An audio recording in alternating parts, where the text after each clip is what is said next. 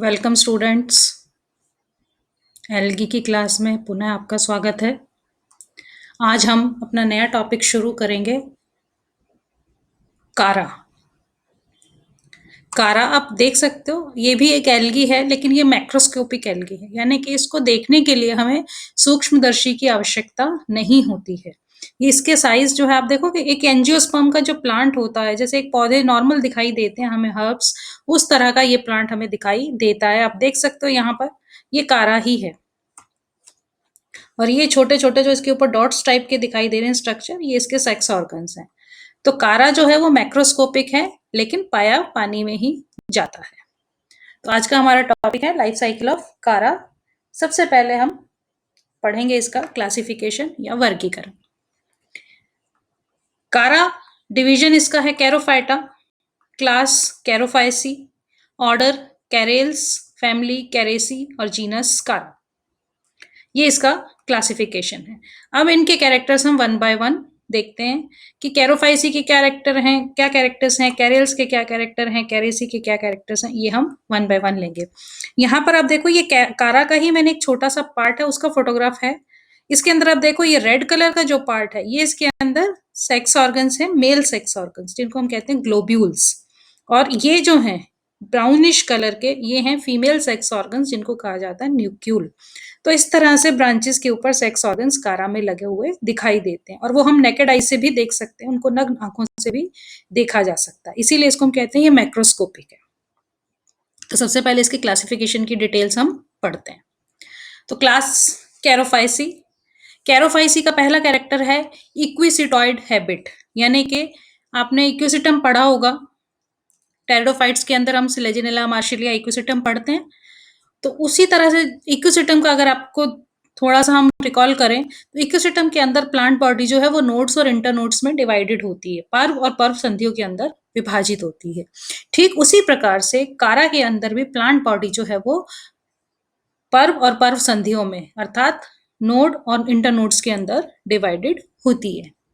और इसका जो मुख्य अक्ष होता है, ये जो प्लांट होता है, वो अपने आधार से बहुकोशिकीय मूलाभासों के द्वारा चिपका हुआ रहता है, attach to the substratum by multicellular rhizoids. Substratum से बहुकोशिकीय मूलाभासों के द्वारा अटैच रहता है। इसकी कोशिकाएं जो हैं वो यूकैरियोटिक होती हैं, सारी कोशिकाएं यूकैरियोटिक होती हैं। उन कोशिकाओं के अंदर डिस्क शेप क्लोरोप्लास्ट पाया जाता है। क्लोरोप्लास्ट का जो साइज है वो डिस्क के आकार का छोटा साइज की क्लोरोप्लास्ट होते हैं और डिस्क शेप होते हैं, और उनकी संख्या भी एक से अधिक होती है। कैरोफाइसी के मेंबर्स में पायरिनोइड्स अनुपस्थित होते हैं, पायरिनोइड्स का अभाव होता है। असेक्सुअल स्पोर्स भी अनुपस्थित होते हैं, यानी कि अलैंगिक स्पोर्स, जैसे जूस्पोर्स, अप्लेनोस्पोर्स, एकाइनेट्स, इस तरह के हिप्नोस्पोर्स, ये सभी स्पोर्स कारा के अंदर या कैरोफाइसी के मेंबर्स में नहीं पाए जाते हैं। कैरोफाइसी के मेंबर्स में सेक्सुअल रिप्रोडक्शन या लैंगिक जनन पाया जाता है। लैंगिक जनन के लिए इनके अंदर सेक्स ऑर्गन्स पाए जाते हैं, जिनको कि हम फीमेल सेक्स ऑर्गन्स को न्यूक्यूल या उगोनिया कहते हैं, और फीमेल सेक्स ऑर्गन्स ग्लोब्यूल या एंथ्रीडिया कहलाते हैं। इन सेक्स ऑर्गन्स के चारों तरफ स्टेराइल जैकेट पाई जाती है, एक बंध्य आवरण पाया जाता है। ये बंध्य आवरण ब्रायोफाइट्स से कंपेयर करने लायक होता है, क्योंकि ब्रायोफाइट्स के जो मेंबर हैं, जैसे रिक्सिया मार्केंशिया हैं, एंथोसिरोस हैं, उनके अंदर भी सेक्स ऑर्गन्स के चारों तरफ बंध्य जैकेट पाई जाती है। ठीक उसी प्रकार से कारा में भी बंध्य जैकेट उपस्थित होती है सेक्स ऑर्गन्स के चारों तरफ। इसके अलावा इसके अंदर जो फीमेल सेक्स ऑर्गन्स न्यूक्यूल है, सॉरी ग्लोब्यूल है, उसके अंदर एंथ्रोजॉइड्स बनते हैं, स्पर्म्स बनते हैं। वो स्पर्म्स बाइफ्लैजिलेट होते हैं और स्पाइरली क्वाइल्ड होते हैं, यानी कि द्विकशाभिकीय होते हैं और सर्पिलाकार क्रम से कुंडलित रहते हैं, स्पाइरली क्वाइल्ड होते हैं। इसके अलावा कारा में प्रोटोनिमल स्टेज उपस्थित होती है। प्रोटोनिमल स्टेज जब इसके अंदर जायगोट बन जाता है, जायगोट जब अंकुरित होता है, तो उसमें सबसे पहले प्रोटोनिमा बनता है, तो उस स्टेज को हम कहते हैं प्रोटोनिमल स्टेज। तो कारा के कैरोफाइसी के मेंबर्स में प्रोटोनिमल स्टेज उपस्थित होती है। कैरोफाइसी में, क्लास कैरोफाइसी के अंदर केवल एक ही ऑर्डर आता है, कैरेल्स। उस ऑर्डर के कैरेक्टर्स अगर हम देखें तो इसके क्लासिफिकेशन को ही अगर हम ध्यान से देखें तो फ्रिश ने क्या किया था, फ्रिश ने इस ऑर्डर को कैरोफाइसी के अंदर ना लेकर के क्लोरोफाइसी में रखा है। यानी कि फ्रिश ने जो कैरेल्स ऑर्डर है उसका डिवीजन बताया है क्लोरोफाइटा और क्लास बताई है क्लोरोफाइसी। तो वो तो बिल्कुल वैसा ही हो गया जैसे हमारे की क्लेमाइडोमोनास है या वॉल्वॉक्स है, पहले क्लोरोफाइटा डिवीजन फिर क्लास क्लोरोफाइसी, ऑर्डर चेंज हो जाएगा कैरेल्स। लेकिन स्मिथ ने इसको डिवीजन क्लोरोफाइटा में रखते हुए क्लास कैरोफाइसी में रखा। स्मिथ ने कहा कि क्लास इसकी कैरोफाइसी होगी। बोल्ट, मैकलीन और कुक ये तीनों फाइकोलॉजिस्ट जो थे इन्होंने कैरेल्स ऑर्डर को सीधे एक अलग डिवीजन में रखा। उन्होंने कहा कि कैरोफाइटा क्लास कैरोफाइसी और ऑर्डर कैरेल्स। तो इस तरह से अलग अलग फाइकोलॉजिस्ट ने कैरेल्स ऑर्डर को अलग अलग क्लासेस के अंदर अलग अलग डिवीजन के अंदर रखा हुआ है।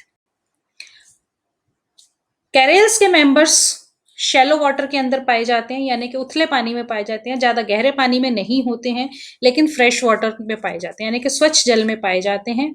वहां पर भी जहां पर की रेत और थोड़ा मडी बॉटम होता है, धरातल जो होता है उस पर रेत पाया जाए या मिट्टी पाई जाए या थोड़ा बहुत कीचड़ टाइप का होता है, दलदल होती है जहां पर, वहां पर ये पाए जाते हैं। और कुछ प्लांट्स, कुछ स्पीशीज जो है कारा की, कैरेल्स की, वो ब्रैकिश वाटर के अंदर यानी कि खारे पानी के अंदर भी पाई जाती हैं। ये अपने धरातल से अटैच्ड रहते हैं राइजाइड्स के द्वारा, वो हम पहले भी अभी बोल चुके हैं। इसके अलावा अब इसका अगर थैलस देखें कैरेल्स के मेंबर्स का, तो कैरेल्स के अंदर जितने भी मेंबर्स हैं उनका थैलस मुख्यतः दो भागों में विभाजित होता है, एक तो राइजोइड्स और एक ब्रांच्ड एक्सिस। तो एक तो मुख्य अक्ष होता है जो कि शाखित होता है और वो नीचे आधार पे उसमें मूलाभास पाए जाते हैं, और उन मूलाभासों से ये जो अक्ष है वो धरातल से अटैच रहता है। और मुख्य अक्ष नोड्स और इंटरनोड्स में विभाजित होता है, पर्व और पर्व संधियों में विभाजित होता है। और नोड्स के ऊपर जो पर्व संधियां हैं उनके ऊपर दो तरह की शाखाएं पाई जाती हैं। कैरेल्स में पर्व संधियों के ऊपर दो प्रकार की शाखाएं होती हैं। Two type of branches are present on nodes. First is branches of limited growth and second one is branches of unlimited growth. यानी कि एक वो शाखाएं जिनकी की वृद्धि जो है वो असीमित होती है, अनलिमिटेड होती है, और एक वो शाखाएं जिनकी वृद्धि सीमित होती है, वो 5 या 6 नोड्स ही बनाती है। सेक्सुअल रिप्रोडक्शन ऊगैमस प्रकार का होता है, असेक्सुअल तो पाया ही नहीं जाता है। सेक्सुअल रिप्रोडक्शन ऊगैमस होता है, यानी कि अंडयुग्मकी होता है। सेक्स ऑर्गन्स ग्लोब्यूल और न्यूक्यूल कहलाते हैं। कैरेल्स ऑर्डर के अंदर 4 फैमिलीज आती हैं। उन चारों फैमिलीज में से 3 फैमिलीज फॉसिल्स के रूप में, जीवाश्म के रूप में पाई जाती हैं। केवल एक ही फैमिली है, कौन सी? कैरेसी। ये कैरेसी है। कैरेसी फैमिली जो है केवल एक फैमिली है जो कि इसके अंदर it includes 4 families out of which 3 families have fossil members and only one is कैरेसी has living members। तो सिर्फ कैरेसी फैमिली ऐसी है जिसके अंदर की जीवित मेंबर्स उपस्थित हैं। उसमें हम एक पढ़ते हैं कारा, उसके अलावा नाइटेला भी है, वो भी कैरेसी के अंदर ही आता है। तो अब आता है फैमिली के कैरेक्टर्स। फैमिली है कैरेसी। कैरेसी के अंदर coronal cells are present in nucule, यानी कि जो फीमेल सेक्स ऑर्गन्स हैं न्यूक्यूल, उसमें एग के चारों तरफ तो बंधे जैकेट उपस्थित होती ही है, उसके अलावा बंधे इस एग के शीर्ष के ऊपर 5 कोशिकाओं का एक मुकुट जैसी संरचना उपस्थित होती है, जिनको जो कि 5 सेल से बनती है। उसको हम कहते हैं कोरोना, और वो सेल्स कहलाती हैं कोरोनल सेल्स। फिर वही है कि स्टरलाइल जैकेट प्रेजेंट होती है। इसके अलावा deposition of calcium carbonate is present on thallus. हाँ, कैरेसी के मेंबर्स में थैलस के ऊपर कैल्शियम कार्बोनेट यानी कि चूने का निक्षेपण पाया जाता है। इसी वजह से जो प्लांट हैं वो रफ और हार्ड होते हैं, हाथ लगाने पे वो थोड़े हार्ड महसूस होते हैं और थोड़े रफ होते हैं।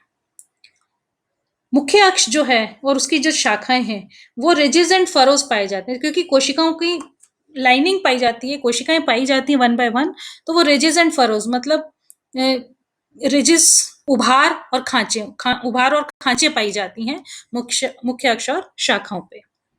तो ये तो था कैरेसी। अब कैरेसी के अंदर हम जो पढ़ेंगे वो मेंबर है कारा। कारा के बारे में हम अकरेंस आज पढ़ लेते हैं, बाकी स्ट्रक्चर के बारे में हम इसके कल पढ़ेंगे। अकरेंस ऑफ कारा यानी कि कारा किस प्रकार के हैबिटेट के अंदर पाया जाता है, किस तरह के आवास में पाया जाता है। कारा की टोटल 188 स्पीशीज जो है वो नोन है, जिसमें से 30 स्पीशीज जो है वो इंडिया के अंदर पाई जाती हैं। ये ज्यादातर सबमर्ज्ड कंडीशन के अंदर, सबमर्ज मतलब डूबा हुआ पानी के अंदर, डूबा हुआ पाया जाता है, लेकिन उथले पानी के अंदर पाया जाता है और फ्रेश वाटर के अंदर, जो कि पोन्ड्स के अंदर, लेक्स के अंदर, टैंक्स के अंदर जहां स्वच्छ पानी है वहां पर ये डूबी हुई अवस्था में पूरी तरह से पानी के अंदर होता है और राइजोइड्स के द्वारा ये अटैच होता है बॉटम के ऊपर। और इसकी स्पेशीज, कुछ ऐसी स्पेशीज हैं जैसे कि फ्रेजिलिस, जो कि हॉट स्प्रिंग के अंदर यानी कि गर्म पानी के झरनों में भी ग्रो करती हैं। इसके अलावा बाल्टिका जो स्पेशीज है, बाल्टिका स्पेशीज एल्केलाइन वाटर के अंदर, मतलब एल्केलाइन वाटर जहां पर भी उपस्थित है वहां पर भी पाई जाती हैं। इसको कॉमनली कहते हैं स्टोन वर्ट। स्टोन का मतलब पत्थर। तो स्टोन वर्ट क्यों कहते हैं? क्योंकि इसके ऊपर कैल्शियम और मैग्नीशियम कार्बोनेट का निक्षेपण पाया जाता है और ये हैवी पानी में, खारे पानी में जब ये उपस्थित होते हैं तो इनका निक्षेपण ज्यादा हो जाता है, जिसके कारण कि ये हार्ड हो जाते हैं और रफ हो जाते हैं, इसीलिए इनको हम स्टोन वर्ट भी कहते हैं। कॉमन स्पीशीज इसकी जो है जैसे कारा ब्रैकिप्स, कारा फ्रेजिलिस, कारा जिम्नोप्टेस, कारा जिलानिका, कारा ब्राउनी, कारा बेंथामाई, कारा कोरेलिना, कारा वेलिशाई, कारा ग्रेसिलिस। ये इसकी कुछ कॉमन स्पीशीज हैं। तो आज के लिए इतना ही। कल हम इसके स्ट्रक्चर के बारे में पढ़ेंगे कि किस तरह से इसका थैलस होता है और किस तरह से इसके अंदर कोशिकाएं पाई जाती हैं। So thank you.